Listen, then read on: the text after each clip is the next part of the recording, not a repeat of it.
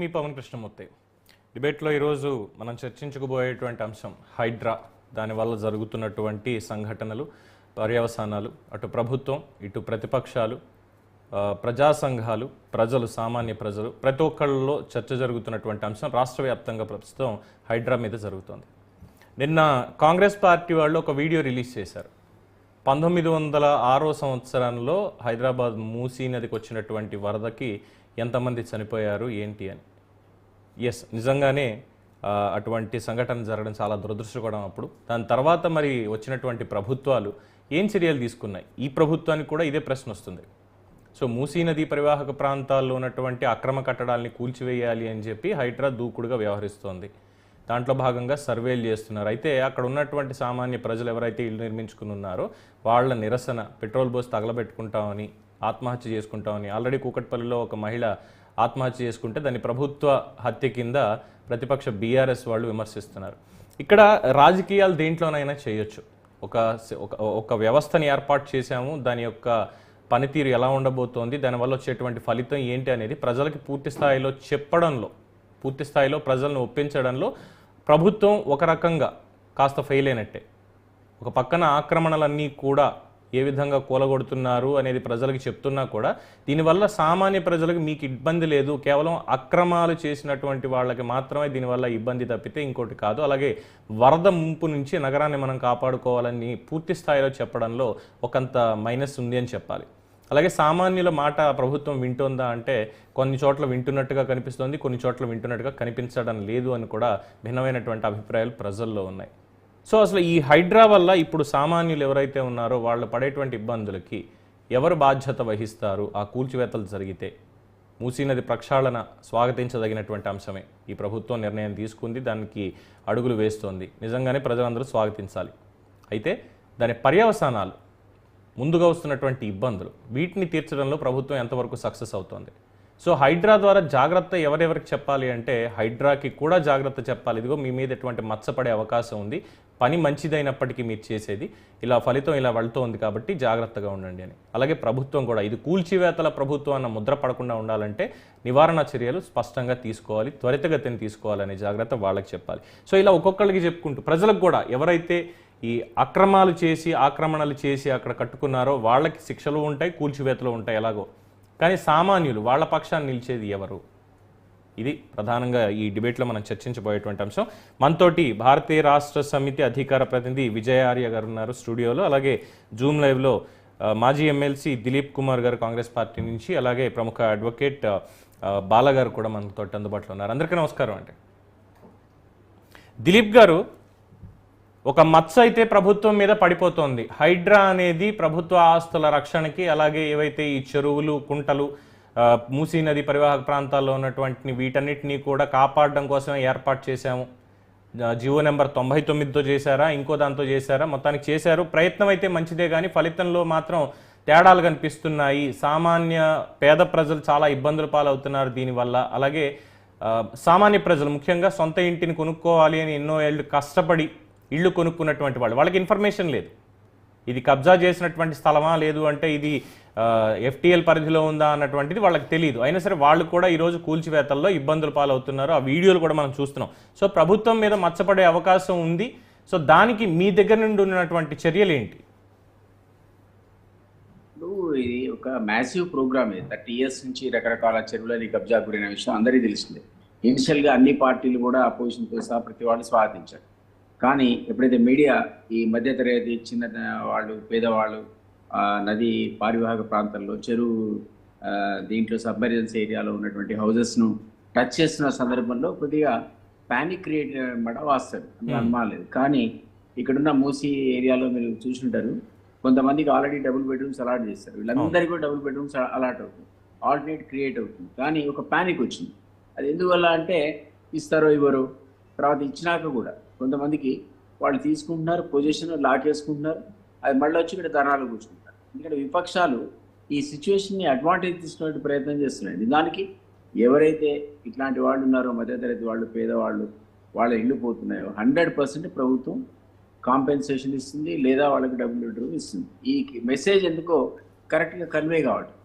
Otherwise మరి మీరు దాన్ని ఎట్లా ప్రొటెక్ట్ చేస్తారు? 650 చెరువులు ఈరోజు సిటీలో 300 చెరువుల కింద తగ్గిపోయినాయి. అవును. తర్వాత అన్ని లోపల నిన్న మొన్న అయితే హైదరాబాద్ ఇచ్చిన ఫోటోలు మనం చూసినట్టయితే మొత్తం చెరువు మధ్యలో నీళ్ళే నిండిపోయినాయి. అసలు నిండిపోయిన దాంట్లోనే పెద్ద కన్స్ట్రక్షన్స్ టవర్స్ లాగా కట్టుకున్నటువంటి బిల్డింగ్స్ ఉన్నాయి. అవి కొట్టాలా వద్దా? సో ఎక్కడో దగ్గర somewhere somebody has to make a beginning. దానికి నష్టం వస్తే పరిహారం ఇవ్వడానికి ప్రభుత్వం సిద్ధంగా ఉన్నప్పుడు ఇంతకుముందు సాయంత్రమే బట్టి గారి స్టేట్మెంట్ కూడా చూడాలి. ప్రతి వాళ్ళకు కూడా ప్రభుత్వం ఖచ్చితంగా వాళ్ళది అయితేనేమో కూల్చదు, కూల్చిందంటే డబుల్ బెడ్రూమ్ ఇస్తుంది లేదా కాంపెన్సేషన్ చాలా క్లియర్గా డిప్యూటీ సీఎం చెప్తున్నాడు. ఇంత ఉన్నా కూడా ప్యానిక్ అనేది ఈ అపోజిషన్ వాళ్ళు క్రియేట్ చేస్తున్నారు. వాళ్ళ ఓన్ దాని ఆయన కూడా అన్నాడు, ఆ మాట బట్టి కూడా అన్నాడు, విపక్షాలు కావాలని రెచ్చగొడుతున్నాయి, దీని అడ్వాంటేజ్ తీసుకునే ప్రయత్నం చేస్తున్నాయని చెప్తున్నాడు. ఎందుకంటే మూసి ఉంది, మీరు చూసినట్టయితే అసలు గట్టిగా వర్షం వస్తే అందులో వాటర్ వచ్చింది అనుకుంటే మీకు చాలా ఇళ్ళు మునిగిపోతాయి. మరి కట్టుకున్నారు, అక్కడ కట్టుకున్న వాళ్ళని తీయాలి కదా. అన్నీ నెంబరింగ్ చేశారు. నెంబర్ వేయడానికి కూడా ఈరోజు అడ్డుపడుతుంది. ఎందువల్ల అంటే వాళ్ళకి భయం. మళ్ళీ ప్రభుత్వం అనగానే రాసుకొని పోతారు, ఇస్తారో లేదో. ఇది గతంలో చాలాసార్లు చెప్పారు, వచ్చింది. అసలు బీఆర్ఎస్ ప్రభుత్వంలోనే 10 ఏళ్ల లోపల 10,000 అందరికి ఇస్తామని ఎగ్గొట్టారు. ప్రభుత్వం అనగానే అనుమానం వస్తుంది, అది వీళ్ళు ఇస్తారా ఇవ్వరా అనే అనుమానం వస్తుంది. ఈ కారణం చేత అప్పుడు ప్రభుత్వాల యొక్క ఏమంటారు అశక్తత కానీ లేకపోతే చేతగాంతరం కానీ ఇవన్నీ కూడా మా మీద వచ్చి పడతా ఉన్నాయి. దీన్ని మీరు అన్నట్టు ఒక పబ్లిసిటీ అనేది మనం ప్రాపర్గా చేస్తే డెఫినెట్గా దీని నుంచి సొల్యూషన్ అయితే కనుక్కోవాలి కదా. దాంట్లో ఉన్న రిస్క్ మాకు కూడా తెలుసు.